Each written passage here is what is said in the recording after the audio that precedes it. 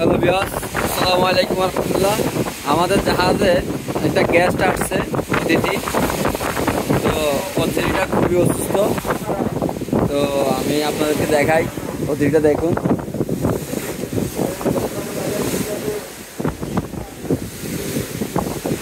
এটা হচ্ছে আমাদের সেই অতিথি।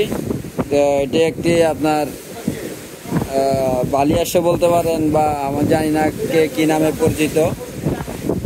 তো এটা আজকে 3-4 দিন ধরে আমাদের কাছে আছে। খুবই অসুস্থ ছিল, আজকে কিছুটা সুস্থ হয়েছে। তার খাবার হিসাবে তাকে আমি মাছ খাওয়াইলাম। সে আসলে এতটাই দুর্বল যে উঠতে পারে না। এখানে যে মাছগুলো আছে, মাছগুলো খাওয়াইলাম আমি। সে খাইতে চাচ্ছে না, তার হয়তো অরুচি বা যে কোনো একটা প্রবলেম হয়েছে।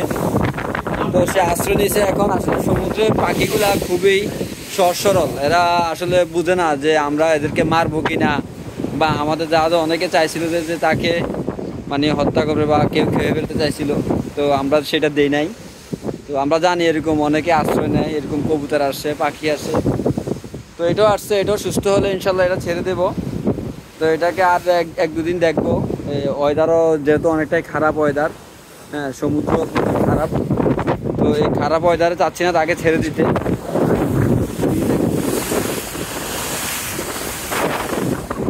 সমুদ্রের অবস্থা তেমন একটা ভালো না।